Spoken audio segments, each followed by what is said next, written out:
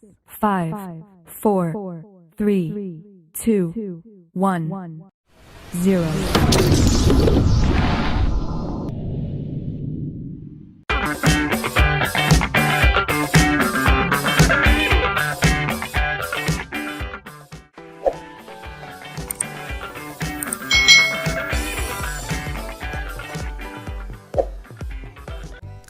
Hai hai hai, selamat datang di channel YouTube Kak Citra.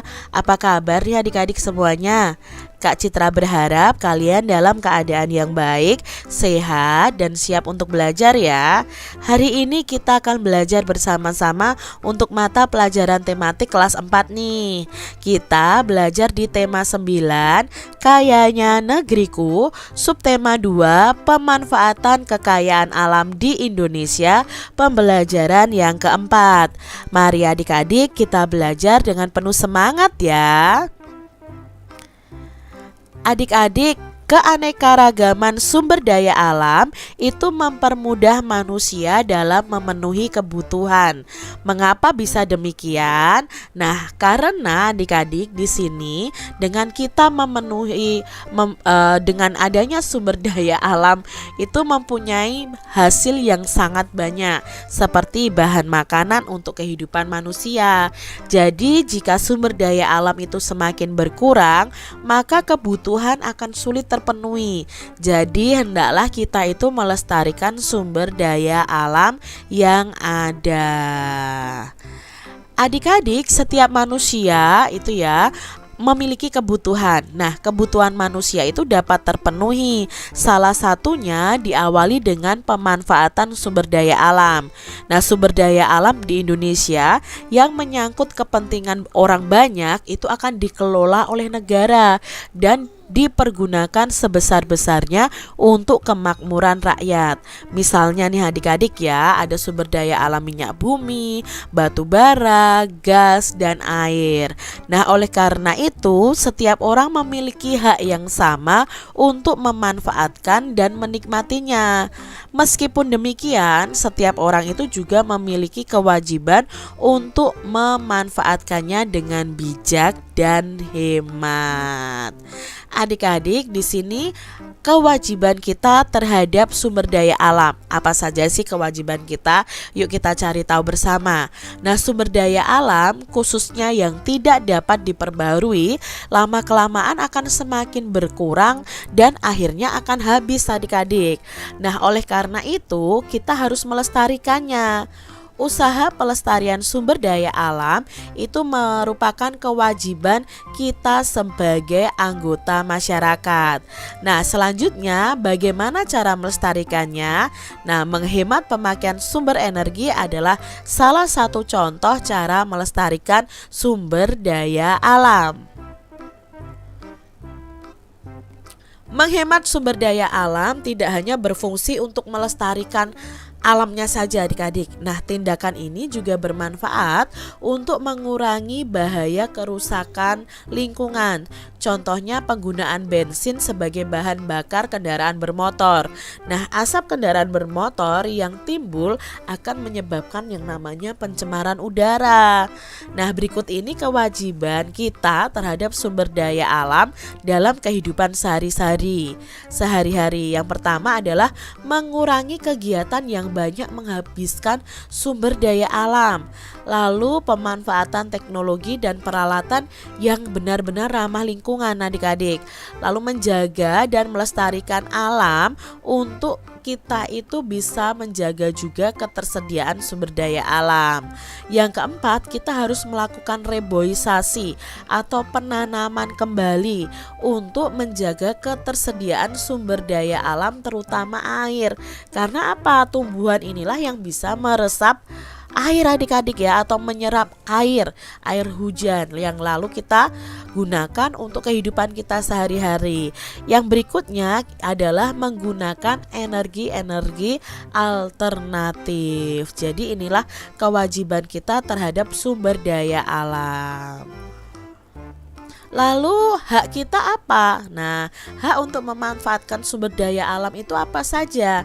Kekayaan sumber daya alam yang kita miliki, baik yang dapat diperbaharui dan tidak dapat diperbarui, itu bermanfaat bagi kelangsungan hidup masyarakat.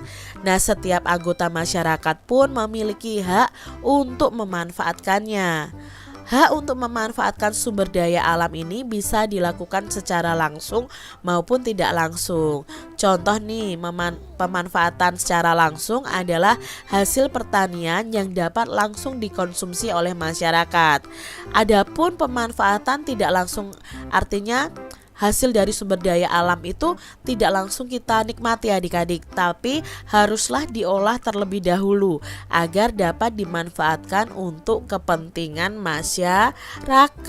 Nah, itu adalah hak kita dalam memanfaatkan sumber daya alam. Adik-adik, bersama temanmu coba nih kalian identifikasi perilaku orang-orang di sekitar kalian yang berkaitan dengan penggunaan sumber daya alam dalam kegiatan sehari-hari. Contohnya nih, perilaku orang-orang di sekitar kita. Yang pertama adalah yang bertanggung jawab dalam memanfaatkan sumber daya alam, dan contoh perilaku yang tidak bertanggung jawab dalam memanfaatkan sumber daya alam. Contohnya di sini yang berperilaku bertanggung jawab adalah menggunakan listrik sehemat mungkin, mematikan listrik bila tidak dipakai, mengambil hasil hutan sesuai keperluan, lalu menerapkan sistem tebang pilih di hutan. Jadi boleh menebang tapi tebang dulu pohon yang sudah tua adik-adik. Berikutnya melakukan reboisasi hutan, memakai bahan bakar fosil sehemat mungkin. Bahan bakar fosil itu misalnya bensin, itu bahan bakar fosil adik-adik. Mengganti bahan bakar fosil dengan biogas, memakai air sehemat mungkin, lalu menjaga kebersihan sungai, tidak membuang sampah ke sungai. Ini contoh perilaku yang bertanggung jawab dalam memanfaatkan sumber daya alam. Lalu contoh perilaku yang tidak bertanggung jawab apa? Contohnya di sini menyalakan alat listrik walau tidak digunakan, lalu menebang pohon secara sembarangan, ya adik-adik, mengambil hasil hutan secara berlebihan, menggunakan air secara boros, membuang sampah dan limbah ke sungai, menggunakan bahan bakar fosil berlebihan, menangkap ikan dengan bom ikan, nah, memburu hewan langka, mengoleksi tanaman langka, dan merusak terumbu karang di laut. Itu contoh perilaku yang tidak bertanggung jawab. Adik-adik, sumber daya alam yang dimiliki bangsa Indonesia, baik yang langsung bisa dimanfaatkan maupun yang harus diolah terlebih dahulu, sangat besar dalam mewujudkan kesejahteraan dan kemakmuran rakyat. Nah, manfaatnya itu dalam mewujudkan kesejahteraan dan kemakmuran rakyatnya adik-adik sangat bermanfaat sekali. Nah, adik-adik, di Indonesia itu banyak terdapat sumber daya alam yang dapat dimanfaatkan. Contohnya seperti minyak bumi, batu bara, dan gas alam. Nah, di sini ada bacaan manfaat minyak bumi untuk kehidupan manusia. Minyak bumi ini merupakan salah satu sumber mineral yang sangat dibutuhkan oleh manusia adik-adik. Jadi minyak bumi ini didapat dari sumbernya yang berada di bagian kerak bumi. Proses pengambilannya itu dengan cara dibor pada kilang-kilang minyak seperti ini adik-adik. Tidak bisa terbayang seandainya minyak bumi itu habis. Keberlangsungan hidup manusia akan banyak masalah dan kacau terjadi. Nah, terbentuknya minyak bumi itu berlangsung selama jutaan tahun. Ketika tanaman dan hewan itu terkubur di lapisan kerak bumi, semua sisa tanaman dan hewan itu tergerak ke kerak bumi oleh karena pergerakan lempeng bumi. Semua sisa tanaman dan hewan tersebut kemudian akan menjadi fosil dan bereaksi dengan gas alam. Reaksi dengan gas alam akan mengubah fosil ini menjadi cairan hitam yang disebut dengan minyak bumi, adik-adik. Nah, minyak bumi inilah yang memiliki banyak peran dalam kehidupan manusia. Nah, itu tadi adik-adik ya, cara terbentuknya minyak bumi, adik-adik. Nah, salah satu hasil pengolahan minyak bumi adalah gas cair. Nah, gas cair merupakan produk dengan nilai lebih tinggi dibandingkan bahan bakar lain. Nah, untuk mendapatkan gas cair, minyak bumi ini akan diproses, akan diolah dengan penyulingan dan pemurnian khusus. Nah, minyak bumi ini akan diolah terlebih dahulu baru bisa dimanfaatkan. Proses pengolahan minyak bumi ini dilakukan secara bertahap dan bertingkat, adik-adik. Hasil dari pengolahan minyak bumi ini antara lain adalah minyak residu seperti bensin, solar, bensol, oli, dan minyak tanah, adik-adik. Nah, bensin itu berasal dari minyak bumi ini. Beberapa bahan bakar ini digunakan sebagai bahan bakar kendaraan bermotor, ya kan? Bensin untuk kendaraan bermotor, motor dan mobil ya, solar untuk truk, bis dan sebagainya. Bensol itu bahan bakar pesawat terbang ya, aftur ya. Itu juga termasuk dalam bahan bakar minyak bumi. Nah, hasil lain dari pengolahan minyak bumi juga sangat berperan dalam industri kimia. Beberapa produk yang dihasilkan dari olahan minyak bumi antara lain adalah cat minyak, cat dinding, cat besi, aspal, dan beberapa produk plastik. Wow, ternyata ya adik-adik ya, semua itu berasal dari minyak bumi loh. Nah, hasil lain dari pengolahan minyak bumi ternyata juga masih bisa dimanfaatkan untuk kehidupan manusia. Minyak mentah itu juga dapat menjadi sumber polimer. Nah, polimer ini sangat penting sebagai komponen untuk berbagai jenis industri. Salah satu industri yang memakai polimer dari minyak bumi adalah industri plastik, adik-adik. Ternyata plastik itu juga ada sumbernya dari minyak bumi juga. Nah, jika kamu pergi ke dapur, ternyata banyak juga peralatan yang memanfaatkan minyak bumi. Alat-alat dapur seperti kulkas, kunci pintu, oven, kursi, dan meja ternyata juga menggunakan minyak bumi dalam proses pembuatannya. Jadi minyak bumi ini digunakan sebagai sumber panas maupun produk sampingan yang digunakan untuk mengolah aluminium, besi, dan baja. Wow, banyak sekali ya manfaat dari minyak bumi ini adik-adik.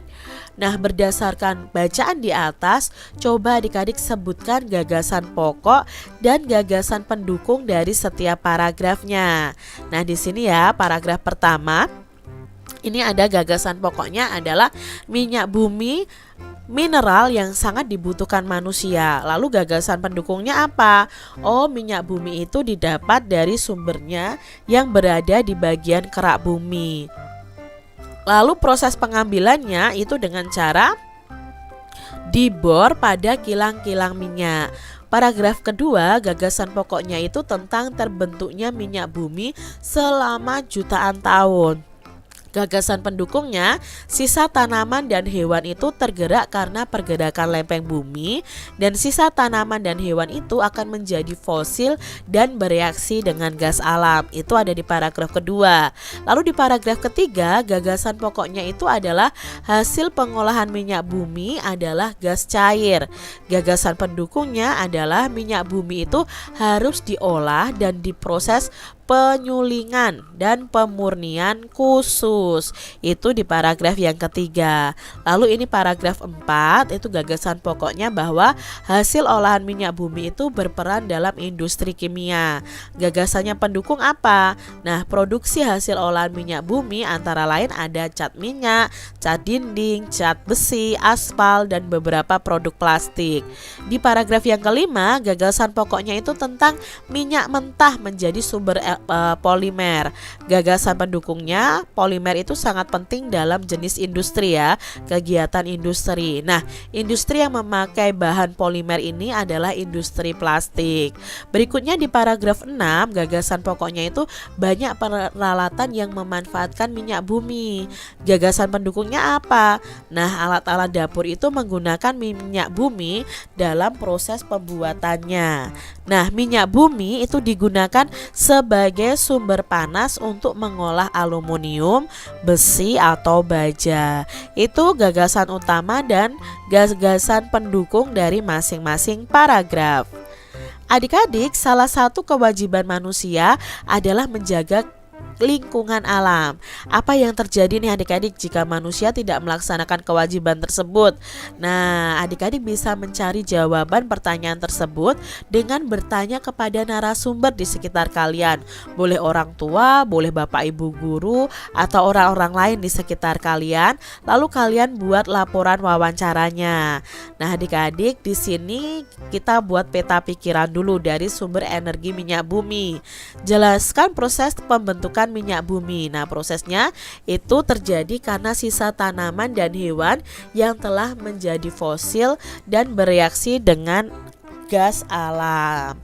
Lalu mengapa minyak bumi tidak dapat diperbaharui? Nah, minyak bumi itu termasuk sumber daya alam yang tidak dapat diperbarui karena proses pembentukannya berlangsung selama jutaan tahun dan sekali pakai langsung habis adik-adik. Nah, sebutkan contoh pemanfaatan minyak bumi dalam kehidupan sehari-hari. Contohnya nih adik-adik, bisa untuk bahan bakar minyak, bisa untuk cat minyak, cat dinding, cat besi, lalu untuk aspal dan beberapa produk plastik.